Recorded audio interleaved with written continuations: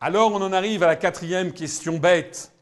Puisque sa tentative de bâtir une Europe indépendante des Américains avec les Allemands placés sous influence française a été sabotée par les 5 autres membres de l'Europe des 6. Parce que, puisque De Gaulle s'est rendu compte que, comme il l'a dit, les Allemands étaient son grand espoir et qu'ils étaient son grand désappointement, puisque De Gaulle s'est rendu compte qu'il s'était fait avoir, que son stratagème ne fonctionnait pas, il a réussi à bloquer l'entrée du Royaume-Uni, mais il n'a pas empêché que l'Allemagne joue toujours le jeu des Américains.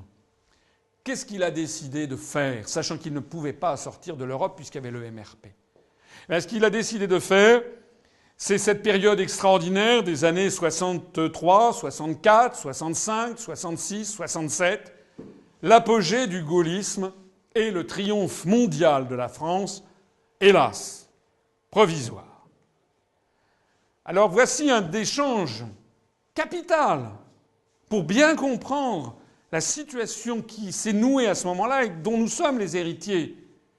Perfit dit à De Gaulle, en tête-à-tête, c'est toujours rapporté par Perfit, est-ce que nous pourrons changer de fusil d'épaule, puisqu'ils voient que les Allemands viennent de leur faire un coup de jarnac avec l'affaire du préambule interprétatif. Et De Gaulle répond « Mais bien sûr, croyez-vous que nous ayons besoin du marché commun pour respirer ?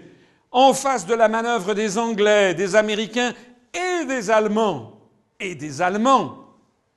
notre manœuvre à nous, ce sera de dire la fin du marché commun, ça ne nous contrarie pas. Je n'avais pas été favorable à l'intégration européenne. Je l'ai rappelé tout à l'heure.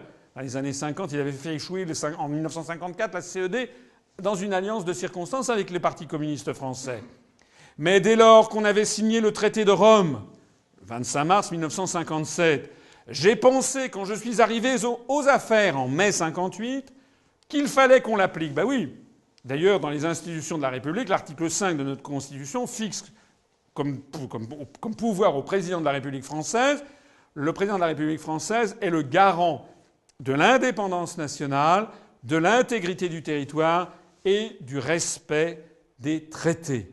Donc il considérait qu'il devait respecter le traité qu'il découvrait. Mais il poursuit en disant « s'il n'est pas appliqué, la France s'en tirera très bien autrement ». Alors Perfit est quand même un peu surpris par cette certitude du chef de la France libre, du fondateur de la Ve République, et il revient à la charge et lui dit « mais quand même, il y a une conviction répandue dans les esprits, surtout dans la jeunesse, c'est que sans l'Europe, la France ne sera plus rien. » 1963. Perfit dit ça à De Gaulle. Et De Gaulle lui répond « il est possible que la fin du marché commun, ce soit justement la fin de ce mythe. Ce serait heureux. Il a été forgé par les fumistes qui ont voulu faire croire à l'Europe supranationale. Nous avons voulu faire une politique d'entente avec les Allemands. C'est le traité de l'Élysée dont je viens de vous parler. Si les Allemands nous glissent entre les doigts, c'est le préambule interprétatif que je viens de décrypter avec vous, eh bien nous avons les moyens de nous retourner.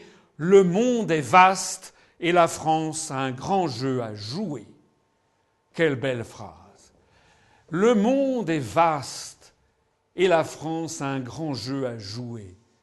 Et qu'est-ce que pensait à ce moment-là De Gaulle ? De Gaulle, qui connaissait bien son histoire de France, s'est glissé dans les habits des grands Capétiens qui ont fait notre pays. Et tout particulièrement, il s'est rappelé l'épisode de François Ier.